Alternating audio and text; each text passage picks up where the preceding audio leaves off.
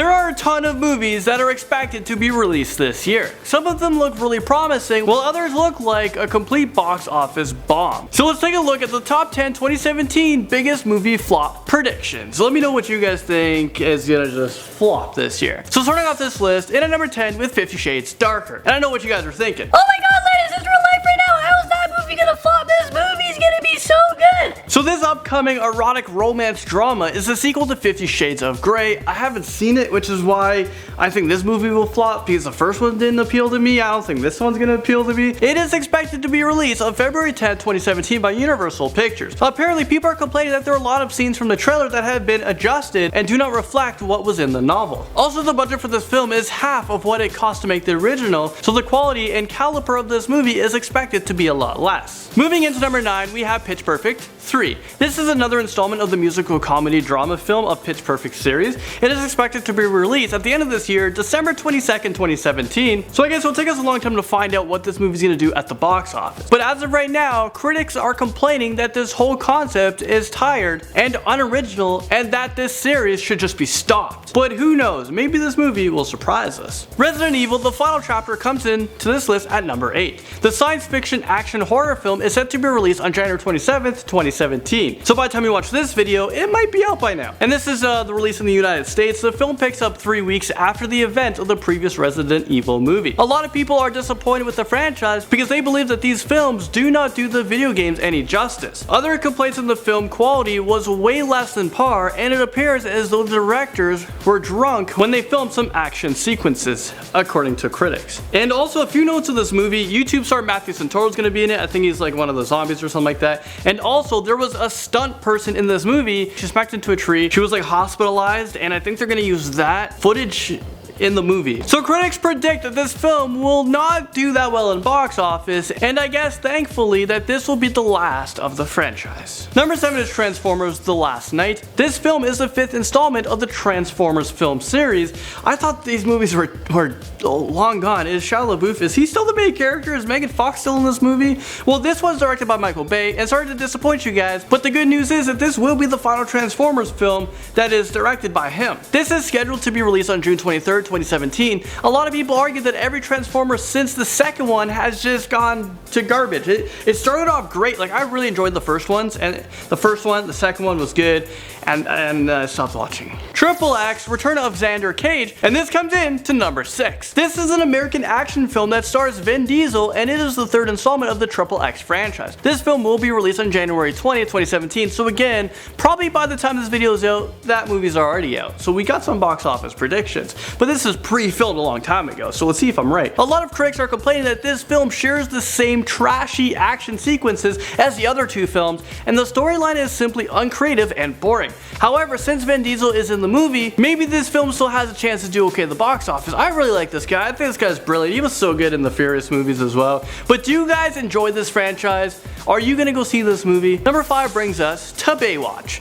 I know, it has a good chance of flopping. I don't know. This is an upcoming action comedy based on the original Baywatch television series. The film is starring Dwayne Johnson and Zac Efron. I'm super excited for Dwayne Johnson, aka my hero. Not so much Zac Efron, he can keep his shirt on. But the movie releases on May 26, 2017. If you guys were to watch the trailer, you can see that this movie just has unnecessary explosions. It's just like what happened right over here. Oh. And also it has overdramatic action scenes. Oh, why is there another explosion? What the heck? But since this film is portraying 2 prominent Hollywood actors, the movie has a chance of doing mediocre at the box office. Dwayne Johnson needs to go on social media and be like, yo, you guys need to watch this movie. Enough said for me, I'm going. The Divergent series, Ascendant, makes its way onto this list at number 4. The 3rd sequel of the Divergent series was initially planned to be a 2-part series of the Allegiant film, but after the poor performance of the previous film at the box office, it was considered to be created as like a television film. However, Shailene Woodley stated on the Today Show that nothing was finalized, and as of right now, it's a waiting game, but apparently it's supposed to be released sometime this year, and I'm not sure how well that's going to do at the box office, because again, if the previous movie flopped, and now you're just making a new movie. I don't know, sequels just don't do as good as, in my opinion. The Emoji Movie makes its way into this list at number 3. I didn't even know if this was a thing. This upcoming 2017 3D animated movie will focus around Gene, who is a multi-expressional emoji who sets out on a journey to become a normal emoji. TJ Miller will voice Gene, and James Corden will be the voice of the high five hand emoji. Other than that, there aren't a lot of mainstream celebrities doing the voices in the movie. To me, this just sounds like a concept of like, this movie is too simple. I probably won't go see this, to be honest with you guys. They could have done a lot more to this movie, and it almost feels like this is just one big advertisement. Did they get a big sponsorship for this? I don't know. I don't see this movie doing that well at the box office, especially since the Emoji Movie trailer on YouTube, it only has about 6,000 likes and over 69,000 thumbs down. And that's the numbers at the time of this recording. And at number 2, we're talking about Friday the 13th.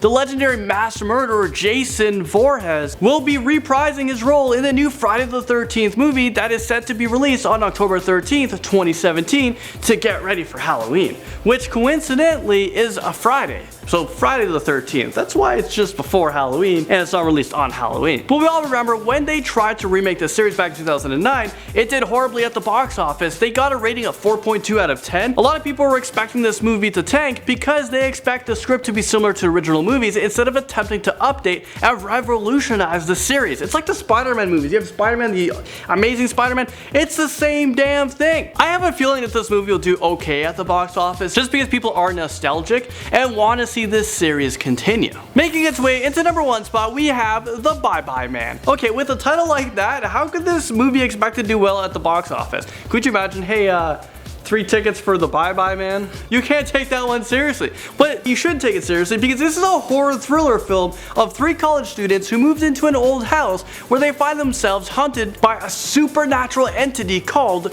The Bye Bye Man.